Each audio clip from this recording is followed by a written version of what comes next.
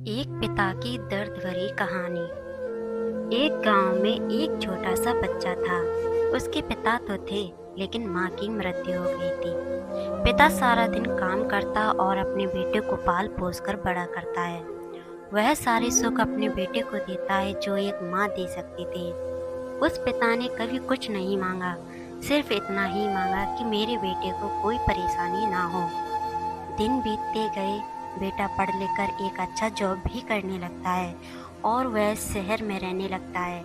कुछ दिन बाद वह अपने पिता से मिलने आता है और कहता है, पापा, मुझे कुछ पैसों की ज़रूरत है। मैं चाहता हूँ कि शहर में ही अपनी ज़मीन लेकर अपना घर बना लूँ। पिता इस बात को सुनकर बहुत खुश होते हैं। सोचते हैं कि मेरा बेटा है, एक न एक दिन नाम करेगा। जिंदगी भर की बचाई हुई पूंजी को निकालकर अपने बेटे को दे देते हैं। बेटा शहर चला जाता है और उन पैसों से अपना घर बना लेता है। पिता इधर इंतजार करता है कि मेरा बेटा फिर से आएगा, एक ना एक दिन तो मेरे पास आएगा ही।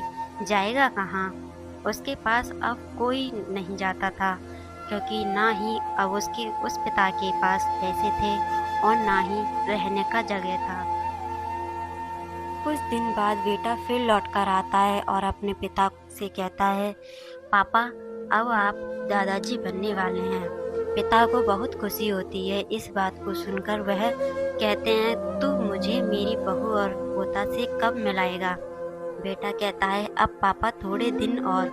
पापा, मुझे कुछ पैसों की ज़रूरत है, क्योंकि आजकल थोड़ा जॉब में किच बिच हो रहा है, जिसके कारण से मुझे कुछ दिन के लिए सस्पेंड कर दिया गया है। पिता के पास कुछ नहीं रहता है देने के लिए, लेकिन फिर भी कहता है, अच्छा बेटा, तू रुक, मैं अभी आया कुछ पैसों का बंदोबस्त करके। पिता बाद में महाजन से कुछ पैसे उधार लेकर अपने बेटे को दे देता है और बेटा पैसे लेकर शहर चला जाता है। बरसों गुजर जाते हैं। पिता सोचते हैं कि मैं तो अब दादाजी बन गया हूँगा, मेरा बेटा पता नहीं मेरे नाती को लेकर कब आएगा। फिर सोचने लगते हैं, समय नहीं मिलता होगा, इसलिए मेरा बेटा अभी तक आया नहीं, वरना आया जरूर होता। तब तक महाजन 2-3 आदमी को लेकर उस पिता के पास घर पर आता है और कहता है कि आपके वादे के मुताबिक मैं पूरे 3 महीने बाद आया हूँ अपने पैसे ले जाने।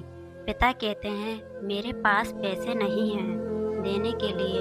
महाजन कहता है, जब पैसे देने नहीं थे तो आपने मुझसे उधार क्यों लिया?